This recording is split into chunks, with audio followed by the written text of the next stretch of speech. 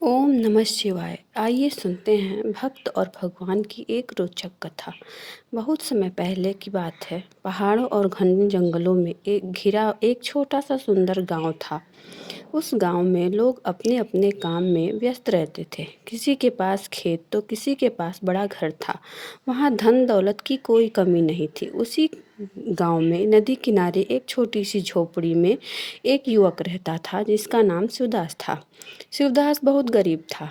उसकी झोपड़ी इतनी छोटी और टूटी थी कि बरसात के दिनों में छत से पानी टपकता था। कई बार उसके घर में खाने के लिए अनाज भी नहीं होता था। लेकिन उसके पास एक ऐसी चीज़ थी जो गांव में सबसे अमीर व्यक्ति के पास भी नहीं थी। महादेव के प्रति सच्ची भक्ति और अटूट श्रद्धा। हर सुबह सूरज निकलने से पहले वह उठता, नदी से एक लोटा जल भरकर लाता और गांव के बाहर स्थित एक पुराने पुराने शिव मंदिर में पहुंच जाता। वह मंदिर की साफ सफाई किया करता और समय से स्नान ध्यान करके भगवान को जल अर्पित करता और फूल बेलपत्र से उनकी पूजा करता। और वह मंदिर बहुत ही प्राचीन समय का था। उस मंदिर की दीवारों पर समय के निशान दिखते थे।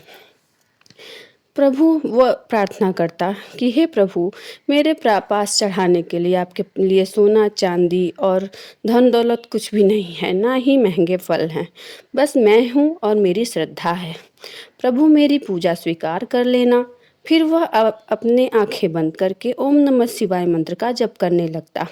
गांव के कुछ लोग उसका मजाक उड़ाते। वे कहते कि खाने को कुछ है नहीं और चले आते हैं मंदिर अशुद्ध करने। शिवदास कहता कि भाई, पेट पूजा से नहीं भरता, वह तो अन्न से भरता है। लेकिन वह अन्न देने वाला तो भगवान ही है। लोग हंसने लगते, लेकिन शिवदास के मन किसी की प्रतिक्रोध नहीं आता था। बस इतना कहा कि जिस दिन महादेव चाहेंगे उस दिन मेरी भी परीक्षा खत्म हो जाएगी। साल बीतते गए और शिवदास की भक्ति बढ़ती गई। एक वर्ष गांव में भयंकर सूखा पड़ गया। पानी कम हो गया। शिवदास की हालत तो पहले से ही खराब थी। घर में खाने को कुछ भी नहीं था। उसकी पत्नी और बच्चे भूखे थे। एक शाम उसकी पत्नी ने कहा, आज घर में अनाज नहीं है, बच्चा भूखा है। शिवदास ने कोने में रखी पोटली खोली। उसमें थोड़ा सा अनाज था। उसने कहा, लो, आज तो पेट भर ही जाएगा, कल का महादेव देख लेंगे। तब से अचानक तेज बारिश शुरू हो गई। शिवदास बेचैन हो गया और पत्नी से बोला, मैं मंदिर जा रहा हूँ। पत्नी बोली कि इतनी बारिश हो रही है, रात का समय है, कहाँ जा रहे हो? पर वह चला गया। मंदिर पहुंचकर दिया जलाया। दिए की रोशनी में शिवलिंग दिखाई दे रहा था। वह वहां बैठ गया और रोने लगा। वह बोला, महादेव, मैं अब कमज़ोर पड़ रहा हूँ। मेरा परिवार भूखा है। गांव के लोग मेरा मजाक उड़ाते हैं और कहते हैं कि मैं पागल हूँ। लेकिन प्रभु, मैं आपको नहीं छोड़ूंगा। आप मेरी परीक्षा ले रहे हैं तो मुझे इस परीक्षा को पास करने की शक्ति दीजिए। धीरे धीरे रात गहराती गई। मंदिर में अचानक से शांति छा गई। तभी शिव को लगा कि जैसे मंदिर में कोई अंदर आया है। उसकी लंबी जटाएं, माथे पे भस्म, हाथों में कमंडल और चेहरा चमकता हुआ शांत था। उसने सोचा, मैं साधु को क्या दूं? मेरे पास तो थोड़ा सा अनाज है जो मेरे परिवार के लिए है।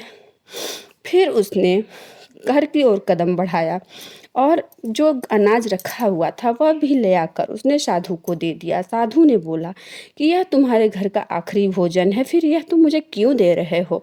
तो उसने बोला कि मेरे पिताजी कहते हैं कि किसी भूखे का पेट भरना मतलब महादेव की पूजा करना है, तो आप इसे खा लीजिए। मैं सोचूंगा कि मेरे परिवार का पेट भर गया। इतने में उस मंदिर में एकदम उजियारा छा जाता है। मंदिर में चारों तरफ प्रकाश हो जाता है और उस प्रकाश से शिवदास की आंखें बंद हो जाती हैं। और जैसे जब उसकी आंखें खोलती हैं तो देखता है कि वहाँ पर तो कोई है ही नहीं, बल्कि भगवान जी का दिव्य उस शिवलिंग में से दिव्य स्वरूप निकलता है, जिसे वह देखता है तो बोलता है कि शिव जी, क्या ये आप ही हैं? तो भगवान कहते हैं कि हाँ पुत्र, तुम्हारी सच्ची श्रद्धा और भक्ति को देखकर मैं बहुत ज़्यादा प्रसन्न हूँ। तुम्हारे पास धन वैभव कुछ भी नहीं था, फिर भी तुमने अपने घर का आखिरी अनाज मुझे मुझे मतलब कि साधु को खिला दिया। यह देखकर मैं बहुत अत्यंत प्रसन्न हूँ। जाओ, आज से तुम्हारे घर में कभी भी कोई धन की कमी नहीं रहेगी। तुम हमेशा सुख और वैभव से संपन्न रहोगे, परंतु इस वैभव का इस्तेमाल तुम दूसरों के लिए भी करना और दूसरों का भी पेट भरना।